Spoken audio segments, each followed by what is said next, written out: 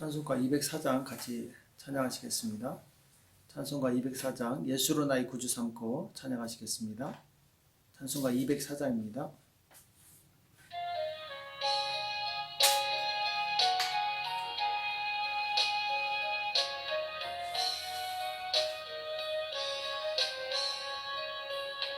예수로 나의 구주 삼고 성령과 피로써 거듭나니 이 세상에서 내 영혼이 하늘의 영광 누리도다.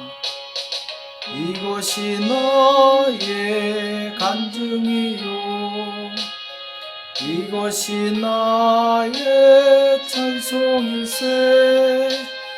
나 사는 동안 끊임없이 구주를 찬송하리로다. 온전히 주께 맡긴 내 영 사랑의 음성을 듣는 중에 천사들 왕래하는 것과 하늘의 영광 보리로다. 이것이 나의 간증이요 이것이 나의 찬송일세. 나 사는 동안 끊임없이 구주를 찬송하리로다. 주 안에 기쁨 누림으로 마음의 풍랑이 잔잔하니 세상과 나는 간 곳 없고 구속한 주만 보이도다. 이것이 나의 간증이요 이것이 나의 찬송일세. 나 사는 동안 끊임없이 구주를 찬송하리로다.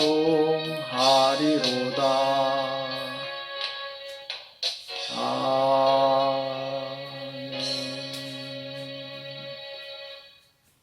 제가 기도하겠습니다.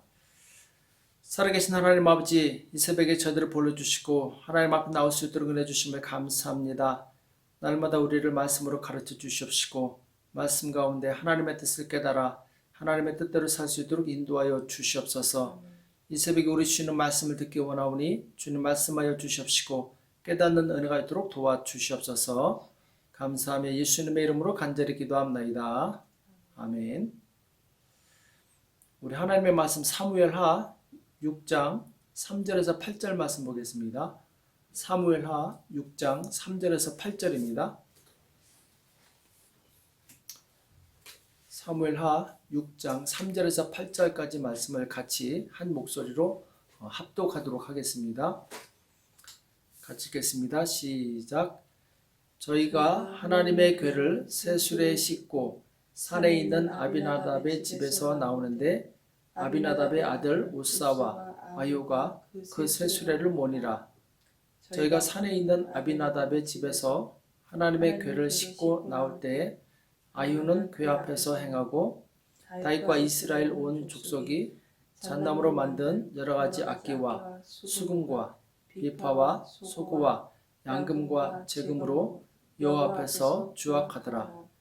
저희가 나곤의 타작마당에 이르러서는 소들이 뛰므로 우사가 손을 들어 하나님의 궤를 붙들었더니 여호와 하나님이 우사의 잘못함을 인하여 진노하사 저를 그곳에서 치시니 저가 거기 하나님의 궤 곁에서 죽으니라. 여호께서 우사를 충동하심으로 다윗이 분하여 그것을 베레스 우사라 칭하니 그 이름이 오늘까지 이르니라. 아멘. 정성보다 지식이 중요하다라는 제목으로 같이 말씀을 나누겠습니다. 자, 오늘 말씀은 다윗이 왕이 된 다음에 제일 먼저 하나님의 궤를 아비나답의 집에서 예루살렘으로 옮기는 내용이 나오죠. 자, 아비나답의 집에서 한 70여 년간 오랫동안 있었는데 이 다윗이 왕이 되면서 이제 하나님의 궤를 가까이 두고 이제 예배하고자 하는 그런 이제 마음을 가지고 이 궤를 예루살렘으로 가져오게 되죠. 자, 이것이 바로 하나님께서는 다윗은 하나님 중심, 곧 말씀 중심으로 살았다는 것을 의미합니다. 자, 그런데 오늘 정말 기쁘고 경사스러운 날인데 아주 불미스러운 일이 일어나게 되죠. 지금 다윗이 그 부하들을 시켜서 이 수레, 그것도 새 수레, 아주 깨끗하고 좋은 새 수레에다가 하나님의 궤를 싣고 그리고 예루살렘에 오는 중간에 소가 뛸 때 이 우사라는 사람이 그 궤를 잡았다가 그 자리에서 바로 이제 죽임을 당하는 그런 이제 안타까운 일이 일어나게 되죠. 자, 그것으로 인해서 다윗은 큰 충격을 받고 이 하나님의 궤를 다시 이 오베데돔이라는 사람의 집으로 이제 옮겨 놓게 됩니다. 예루살렘으로 가져오지 않고. 자, 여기 보면은 왜 이런 이 안타까운 일이 일어났는가? 정말 모든 백성들이 하나님을 기뻐함으로 또 다윗이 또 부하들이 정말 감사하는 마음으로 정성스럽게 새 수레까지 만들어서 이렇게 하나님의 궤를 옮겼는데, 자, 이것이 무슨 문제가 있길래 하나님께서 진노하셨는가? 여기에 대해서 우리가 살펴볼 필요가 있습니다. 자, 오늘 6절에 보면 하나님의 궤를 새 수레에 싣고 산에 있는 아비나답의 집에서 나오는데, 자, 새 수레에 싣고 자, 정성을 다했죠. 자, 그런데 문제는 지식이 없었어요. 하나님의 궤를 어떻게 운반해야 되는가 지식이 없었던 거죠. 원래 하나님의 궤는 오직 레위 자손 중에 이 고핫 자손만이 그것도 어깨에 메고 옮길 수가 있습니다. 그리고 아무리 이 고핫 자손이라도 하나님의 궤를 만지거나 혹은 함부로 보면은 바로 죄를 당하게 되죠. 그래서 이 하나님의 궤는 이 수레에 옮기는 것이 아니라 바로 사람이 직접, 그것도 이 고핫 자손이 움직여야 됩니다. 이걸 몰랐던 거죠. 이들은 정성은 좋았지만 지식이 없었어요. 자, 우사라는 사람이 또 소가 움직이니까 이 궤가 떨어질까봐 궤를 잡게 되는데, 자, 그 마음속에는 하나님의 궤가 상하면 안 된다는 이런 이제 정성스러운 마음이 있었겠죠. 그런데 그것보다 더 중요한 것이 하나님을 아는 지식이었다라는 거죠. 그러니까 우사는 지식이 없었기 때문에 하나님의 궤를 만졌다가 그 자리에서 죽게 됩니다. 자, 이것을 볼 때 우리 인간적인 정성과 친절은 결코 하나님의 법을 앞설 수 없다는 것을 깨닫게 됩니다. 그러니까 하나님의 법을 모르면은 그 사람이 아무리 착하게 살고 또 정성을 다해서 하나님을 섬긴다 하더라도 하나님께서 진노하시고 오히려 이 벌을 당한다라는 거죠. 하나님께서 자기 백성들에게 원하시는 것이 무엇입니까? 자, 호세아서 4장 6절에 보면은 내 백성이 지식이 없음으로 망하는도다. 자, 이스라엘 백성이 정성이 없어서 망하는 것이 아니라 지식이 없어서 망한다고 말씀하고 있습니다. 하나님께서 무엇을 원하시는가? 하나님의 뜻이 무엇인지 정확하게 아는 지식이 필요하다는 거죠. 지식이 없으면 그 사람이 아무리 하나님을 정성스럽게 섬긴다 하더라도 그것은 하나님을 오히려 진노하게 할 뿐입니다. 내가 지식을 버렸으니 나도 너를 버려. 자, 우리가 하나님을 아는 지식이 없으면 하나님께서 우리를 버리신다고 말씀하고 있어요. 내 제사장이 되지 못하게 할 것이요 내가 내 하나님의 율법을 잊었으니 나도 내 자녀들을 잊어버리리라. 자, 하나님께서 말씀하신 거죠. 그러니까 하나님을 아는 지식이 얼마나 중요한가 이것을 이 성경이 말씀하고 있죠. 그러니까 바른 지식이 없으면 아무리 내가 열심을 내도 결국 하나님께 징계를 받는다는 거죠. 자, 이스라엘 백성들이 하나님께 대한 열심은 있었지만 하나님을 아는 지식이 없었어요. 열심히 섬기고도 결국 이스라엘 백성은 망하게 되는데, 자, 그 이유가 무엇입니까? 사도 바울은 로마서 10장 1, 2, 3절에서 그 이유에 대해서 말씀하고 있는데, 형제들아 내 마음에 원하는 바와 하나님께 구하는 바는 이스라엘을 위함이니 곧 저희로 구원을 얻게 함이라. 자, 바울이 이스라엘 백성의 구원을 위해서 기도하고 있습니다. 자, 이스라엘 백성들은 당연히 자기들이 하나님의 백성이기 때문에 구원받았다고 생각을 하고 있었는데, 자, 아이러니하게도 이 바울은 이스라엘 백성의 구원을 위해서 기도하고 있어요. 내가 증거하노니 저희가 하나님께 열심히 있으나 지식을 쫓은 것이 아니라, 자, 여기 나오죠. 하나님께 열심히 있었습니다. 하나님을 모르는 게 아니에요. 하나님께 바로 제사 드려야 된다라는 거, 예배 드려야 되는 거 알고 있었어요. 그런데 지식이 없었다라는 거, 하나님의 원대로, 하나님의 뜻대로 하나님께 예배 드리지 않았다라는 거죠. 하나님의 의를 모르고 자기 의를 세우려고 힘써 하나님의 의를 복종치 아니하였느니라. 자, 예배 드리는 것이 하나님의 뜻이죠. 제사 드리는 것이 하나님의 뜻이죠. 근데 문제는 그 제사의 목적이 무엇인가? 하나님의 의와 하나님의 영광이 나타나는 것이죠. 하나님을 위해서 제사 드리는 거죠. 근데 이스라엘 백성은 제사를 통해서 자기 이름이 나타나기를 원했어요. 자기 의가 나타나기 원했다는 거죠. 그러니까 그런 제사는 오히려 하나님을 대적하는 행위라는 거죠.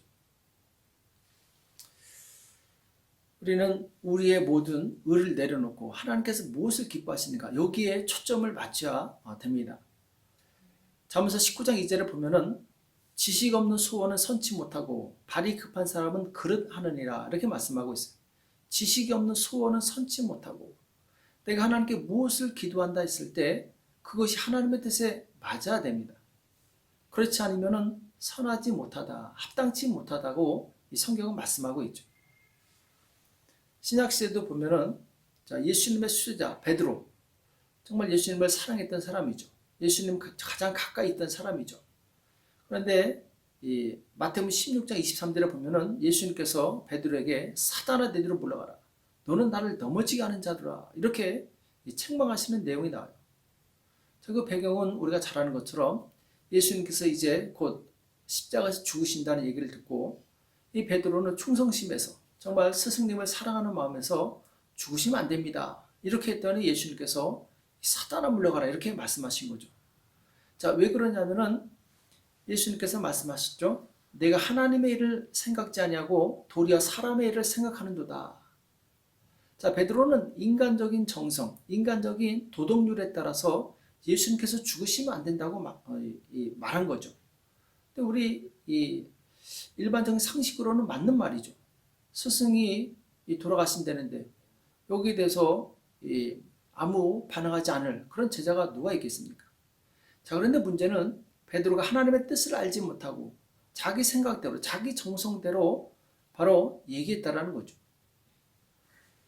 하나님의 뜻을 알지 못하고 자기는 정말 의로운 일을 행한다고 하지만 그것은 결코 하나님을 기쁘시게 할 수 없다라는 거죠. 우리는 그것이 비록 때로는 인간적인 생각으로 이해가 되지 않는다 할지라도 하나님의 뜻을 구해야 됩니다. 그럴 때 진짜 제대로 신앙생활을 할 수 있어요. 우리가 헌신이라는 말을 쓰게 되는데, 주님께 헌신합시다. 자, 이 헌신이라는 말이 구약에서는 정말 놀랍게도 사람을 죽였을 때 헌신했다, 이렇게 말씀하고 있어요. 원래 사람을 죽이는 것은 하나님의 뜻이 아니고 또 사람을 죽인 것은 잘못된 것이죠. 자, 그런데 이스라엘 백성이 모세가 이 시내산에 올라가서 40일 동안 하나님의 율법을 받는 동안에 타락합니다. 바로 금을 가지고 이 금송아지를 만들어요. 금송아지를 섬길 때 그때 이제 이 하나님이 진노하시고 모세가 내려와서 그것을 보고 화를 내죠. 그러면서 이제 돌판을 깨뜨리고 이때 레위 사람들이 이 우상 숭배했던 사람 3,000명을 죽이게 됩니다. 이때 여호와께 헌신했다, 이런 표현이 나와요. 자, 이때 사람을 죽였는데 하나님께서는 죽인 자들을 오히려 칭찬하시고 그들의 헌신을 기뻐하시는 내용이 나와요. 자, 그럼 우리의 상식은 참 많이 헷갈리게 됩니다. 도대체 무엇이 맞는 것인가? 바로 우리는 그 상황 속에서 하나님의 가장 적합한 뜻이 무엇인가를 발견할 수 있어야 돼요. 이것이 바로 영적인 분별력입니다. 사람의 눈에는 아닌 것 같지만 또 하나님 뜻일 수도 있고, 또 사람의 눈으로는 바른 것 같지만 하나님의 뜻에는 아닐 수도 있다는 거죠. 향유옥합을 깨뜨려서 주님께 부어드린 여자의 이야기도 마찬가지죠. 많은 사람들이 특히 가려주다가 아니 저 비싼 거를 팔아서 가난한 사람에게 나눠주면 얼마나 좋겠느냐 이렇게 얘기했지만 예수님께서 오히려 그 여인을 칭찬하십니다. 잘했다고. 왜? 지금 그 상황에서는 바로 예수님의 그 장사를 준비하는 것이기 때문에 가난한 자들은 언제든지 도울 수 있지만 그 상황에서는 바로 주님을 기념하는 것이 더 중요한 것이죠. 그것이 바로 주님의 뜻이죠. 우리는 일반적인 도덕률이나 자기 생각 가지고 이것이 옳다, 그러다 이렇게 생각을 하면 안 됩니다. 그 상황 속에서 하나님께서 가장 기뻐하시는 것이 무엇인가? 이것을 항상 찾을 수 있어야 돼요. 그럴 때 그 사람은 하나님께서 기뻐하시는 그 뜻을 행할 수 있는 거죠. 이 고린도 교회에 대해서 이 사도 바울이 내가 만약 다른 영혼을 실족하게 한다면 나는 우상에게 올려진 제물을 그 제사상에 올려진 것을 먹지 않겠다. 이런 이 고백을 한 적이 있습니다. 그러니까 자기는 모든 음식에서 자유합니다. 그러나 내가 먹는 그 음식으로 인해서 형제가 실족한다면 자기는 그것이 아무리 나한테 정당하다 할지라도 실행하지 않겠다라는 거죠. 자, 이것이 바로 사랑의 법입니다. 신약시대에는 바로 예수님의 사랑의 법이 적용이 돼요. 그래서 모든 일을 사랑으로 하라 이렇게 말씀하고 있죠. 그러니까 내가 하는 그 행동으로 인해서 상대방이 고통스러워하고 힘들어하고 실족한다면 그것이 아무리 내가 보기에 정당하다 할지라도 그것을 절제할 수 있어야 된다는 거죠.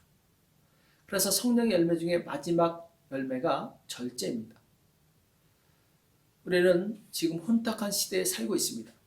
하나님의 말씀을 깊이 묵상하시고 또 하나님의 성품을 또한 깊이 묵상하시기 바랍니다. 기본적으로 기록된 하나님의 말씀이 우리의 삶의 기준이 됩니다. 그러나 때로는 우리의 삶 속에서 하나님께서 무엇을 더 기뻐하시는가 이것을 분별할 수 있는 분별력이 있어야 됩니다. 그래서 오늘 우사가 정말 자기 자신은 하나님을 잘 섬긴다고 했지만 결국 그것이 하나님을 거스르는 것이 되었던 것처럼 우리는 이런 역사를 반복해서는 안 됩니다. 오늘 이 새벽에 기도하실 때 하나님 나에게 영적인 분별력을 주셔서 하나님께서 정말 기뻐하신 뜻이 무엇인지 깨달라고 그리고 그 말씀에 순종할 수 있는 능력을 달라고 기도하시는 저와 여러분 되시길 예수님의 이름으로 축복합니다. 기도하겠습니다. 살아계신 하나님 오늘 우리에게 말씀해 주심을 감사합니다. 다윗과 우사는 하나님의 뜻을 알지 못하고 자기 딴에는 정성을 다한다고 했지만 결국 그것이 하나님의 분노를 일으키는 것을 우리가 교훈 삼게 도와주시옵시고 이 시대 신앙생활할 때 내가 기뻐하는 것을 행하는 것이 아니라 하나님이 기뻐하시는 것을 행할 수 있도록 도와주시옵소서. 내 뜻이 아니라 하나님의 뜻이 무엇인지 항상 분별하게 도와주시옵시고 하나님께서 기뻐하시는 그 뜻을 따라갈 수 있도록 주님 도와주시옵소서. 그래요 주님 많은 사람들에게 예수 그리스도의 영광을 선포하게 도와주시옵시고 하나님의 나라를 확장할 수 있도록 축복하여 주시옵소서. 감사함이 예수님의 이름으로 간절히 기도합나이다. 아멘. 이 새벽에 기도하실 때 먼저 오늘 받은 말씀 가지고 하나님의 뜻을 분별할 수 있는 분별력을 달라고 기도하시고 또 지금 코로나 바이러스 점점 이 파라과이도 확장되고 있습니다. 하나님 긍휼히 여겨주시고 속히 이것이 종식될 수 있도록 확장이 되지 않도록 도와달라고 그리고 정상적인 삶으로 돌아갈 수 있도록 하나님께서 도와달라고 이 나라 민족을 위해서 또 의료진을 위해서 공무원들을 위해서 기도해 주시고 그리고 4월 15일 날 총선이 있는데 그때 정말 합당한 대한민국을 이끌어갈 하나님께 기뻐하시는 다윗과 같은 그런 믿음의 사람 하나님 경외하는 사람이 될 수 있도록 축복해 달라고 기도해 주시기 바랍니다. 시간 같이 기도하겠습니다.